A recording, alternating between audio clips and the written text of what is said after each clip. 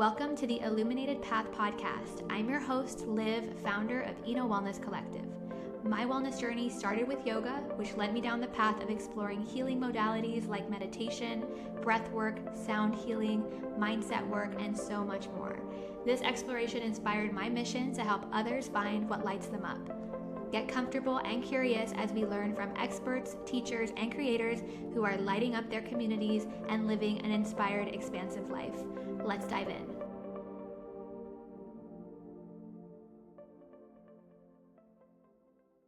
Welcome back to another episode of the Illuminated Path podcast, and welcome to our final episode of the year. For today's episode, this solo with me, I wanted to really dive into a couple of ways that I'm preparing to get into 2026 with intention. Around this time of year, it is very busy. Obviously, we have the holidays going on. You're going to start to see a lot of the New Year's resolution type of content coming through, even in your own social media algorithms and accounts. And so it can oftentimes feel like an overwhelming time and almost this cultural pressure to all of a sudden be super productive and goal setting and really focused on January 1st. And so I wanted to slow it down today, and I wanted to share just 5 things that I'm personally doing to prepare for 2026. And as I mentioned, with intention, but also with the long game in mind. And a lot of the work that I do, I love to teach about how do we sustainably make changes in our lives. And there are definitely certain times and seasons where things like a challenge can be really supportive to just kickstart momentum. But ultimately, we do want to focus on what sticks, right? And how do we make our goals and our intentions and just our lifestyle something that is not just for a season, but actually for more of a lifetime. So I'm going to be sharing today 5 different things that I've started to do in preparation. Hopefully you walk away from this episode with a little bit of inspiration, maybe an idea, and just overall a place to pause and reset before we get into 2026. So the first thing that I am doing looking ahead into the year is, no surprise, I am taking a look at my calendar. A lot of the work that I do with my clients, even though it is all around health and wellness and activating your purpose and getting more clear on what it is you desire from your life, one of the tools or the paths there is really by looking at how you're spending your time, what you're saying yes to, what you're saying no to. And so the calendar really is the pathway into a lot of this deeper work, because it's a reflection of how you're setting yourself up for success or potentially setting yourself up to fail. So one of the things that I like to do, whether it's the new year or not, is just take a peek a month to 2 months ahead of where we are. I typically like to do this around the mid-month, so around like the 15th, and just take a look at, for example, if it's December 15th now, I want to take a look at my January calendar and even into my February calendar. And a couple of the things that I look at when I am looking forward and having this sort of monthly preview is I like to first look at how much time I have and then what is the spaciousness of the calendar. I like to look at, do I have free weekends, or am I booked every weekend, for example, with social events or work events or whatever it might be. I also like to really get ahead of time off. I truly, truly believe that building in our time off, even if you can build in your time off for the year, like when are you taking vacation? When are you taking days off? When are you giving yourself some space? If you can already start to get that on the calendar months in advance, it almost carves off this time for yourself. It's a future thank you to yourself to you book your time off in advance. But I like to look at free weekends. I like to look at time off. I like to look at what like the holidays are, where you can have 3-day weekends or extend those into longer times. I also like to book in self-care. So as an example, I recently got gifted a massage gift certificate and a facial gift certificate. So rather than that sitting and just waiting to use that, in the future, I'm like, let's book it in. So booked in those appointments already for the new year. If there's any other self-care, appointments that you have or things that you've just been wanting to do, there's this, great quote from Tony Robbins about, making it basically, if it only is real when you schedule it. And so really using your calendar for your self-care and just blocking off time for you in advance. That way, you don't get to the first week of January and think like, why am I completely booked? Why do I feel like the first weeks of the year are like complete back to back crazy? So that's something I definitely recommend doing. Asking yourself just a simple question as you go into January of how can you ease into the year? Right? How can you ease into the year? And what happens typically around this time, many of you know, everyone says, let's circle back in January. Let's do this in January. Let's push it to the next year. And while I love that energy, it does really make January a crazy month. It feels like a long month. It feels like everyone decided to check their inboxes all of a sudden. And so knowing that, right, knowing that's typically the sort of pattern that people have. How can you look at your January, look at your February, if you even want to peek into March and just kind of get a full Q1 view, this is a really great and empowering time to do it. So that's recommendation number one, tip number one. Number two, which is very timely because I just hosted my end of year workshop, Renew Year, just yesterday. And so one of the things that I have tried to build in, this is now the fourth year that I'm doing it, is a virtual workshop where I gather my community and we get to reflect on the year and we also get to set intentions for the new year. And I've, by default, because I'm hosting and I do the work just alongside everyone else. And even in preparation, I think about, okay, how can I really create reflection questions that are going to prompt introspection? How am I going to teach intention setting in a slightly different way or landing in a different way with my community? A couple of the practices that I do to really consciously close this chapter, and it's not necessarily like, okay, new year, new me, kind of let 2025 go. It's really, again, consciously closing this chapter of 2025 and thinking about what were our lessons, what were our takeaways.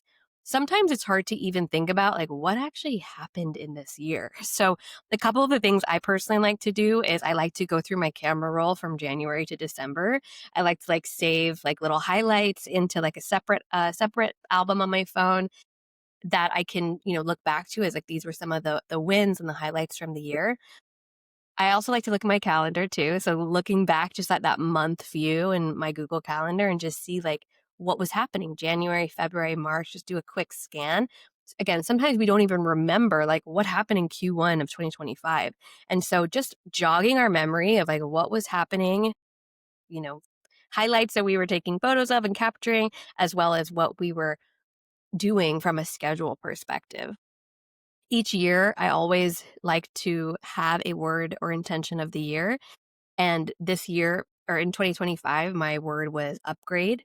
And so I like to really think about how did that word upgrade play into my life, right? Did it in what months or in what times of the year did it match up where I made big upgrades, whether that was investing in my business, investing in myself, deepening my relationships, even something like going through a really dark or challenging time can be a spiritual upgrade in many ways. And so I like to think about, based off of that word, how did that show up for me this year? And really sitting with, what do I want this transition into 2026 to be? What do I want the energy to be? What's basically the next chapter of the story? So really landing on that word. And as I mentioned this in the workshop yesterday, sometimes that word will come to you when you're in the shower, when you're on the drive, when you're cooking. It's not something that necessarily you can sit down and think what's my word for 2026 going to be? Sometimes it will intuitively come to you just by giving yourself some space. So the biggest, call out here is, as you think about consciously closing 2025 as a chapter, even if you just create some space for yourself to think and to reflect and just to be bored even, that's when some of the biggest insights can come through. And so one of the questions I asked yesterday in the workshop to everyone was, what was either a lesson or an insight or a seed that was planted in 2025 that you're bringing with you into 2026? So consciously closing that chapter, creating some space for yourself. I have been seeing a lot of, people in my world talking about how they're really taking the holidays off, right? Really having offline, being offline for these next few weeks. And so if that is possible for you in the work that you do, or with family, whatever it might be, like how can you really intentionally slow it down rather than speeding it up? And I know that's easier said than done because I know many of us have a lot of family commitments or, entrepreneurs don't really have that luxury oftentimes of like taking the full holidays off. But how can you create that bit of reflective time to really honor the closing of 2025? So that is number 2 for you. If you are listening to this after the holidays, it's not too late, right? Creating time for yourself in January, taking yourself on a solo coffee date, going to the beach and just looking out at the ocean or wherever it is that you live. If you're in the middle of winter, taking a nice walk outside in the cold, cozied up, right? Creating that space for yourself, regardless of where you are. Number 3 is something that I really teach in Rise and Align, which is actually the second part of the Rise and Align method, which is all around our home. And I wanted to share this little quote slash excerpt that I shared and that I continue to share with a lot of my clients because the impact that our space has and our environment has on our mindset and even just our clarity is huge. So, in this little quote, I'll read it here. It says, "If nothing's working, clean your space, not for aesthetics, but for your nervous system." A UCLA study found that women with cluttered homes had consistently higher cortisol levels. Visual mess overloads the brain's processing power, makes it harder to focus, and triggers constant low level stress. Even if you don't feel it, your body's on alert. Clean counters, clean floors, folded laundry. It's not just tidy, it's biology. A clean space reduces cognitive load, lowers anxiety, and helps your brain finally relax. Simple, science backed, and a way more powerful than another to do list. So I really love that little quote excerpt because it is so true, right? There's so much in our home space that just almost runs like an open tab behind the scenes, whether it's laundry that we haven't folded, a big pile of something we've been meaning to donate, a really messy kitchen counter, our closet that is needs to be organized, whatever it might be. These kind of low level stressors or these low level um, things that might happen in our environment are creating stress, whether they're very actively, shouting out to us or not. And so if there is space, whether this is end of the year or beginning of the year, to have some type of reset. It could be decluttering, it can be donating, it could be renovating, whatever it might be. It doesn't have to be something big, but how do you reset your space? My husband and I are in the process of doing that right now in our house and just with our outdoor area.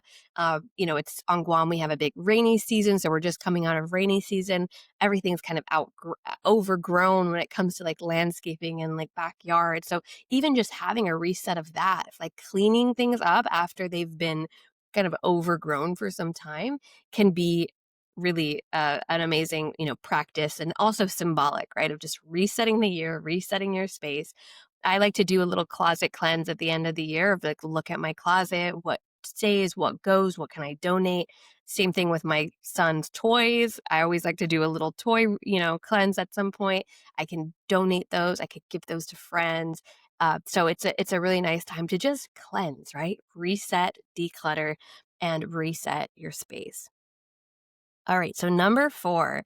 Number 4 is one of my favorites, which is thinking about how do you close some of the energy loops and leaks that are happening in your life before you head into the new year.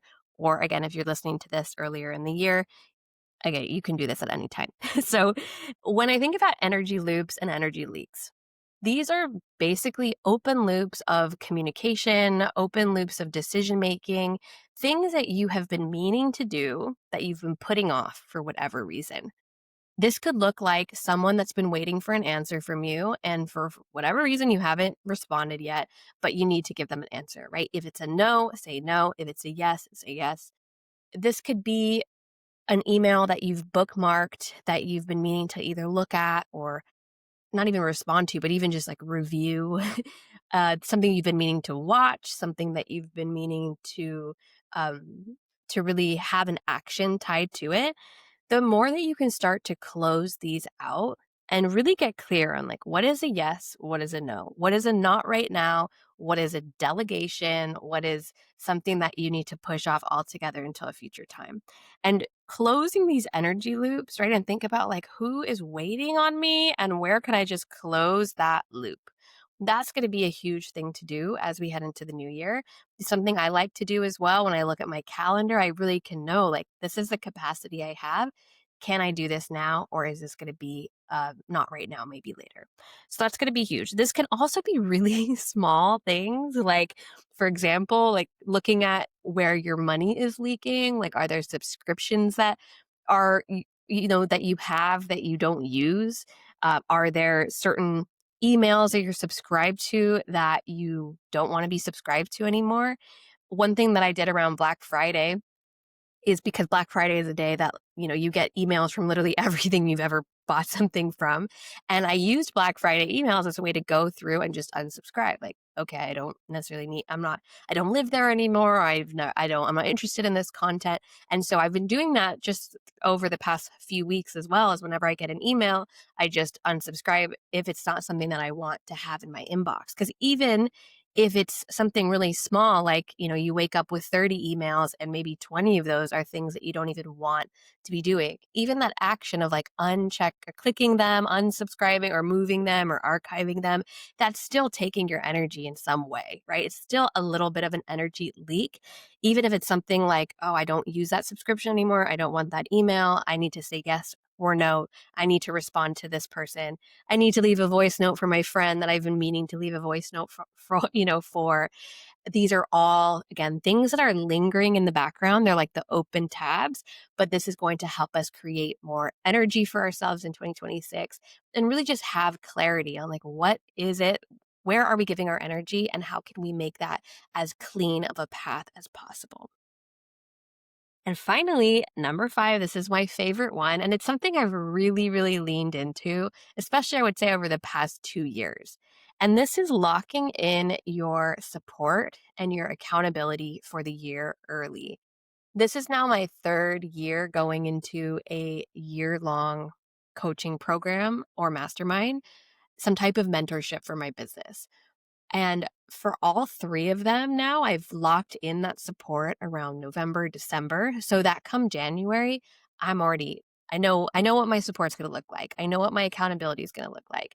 I've also worked with a variety of different, mentors and teachers, whether that's like personal training, therapy, a coach for, some type of, specialty.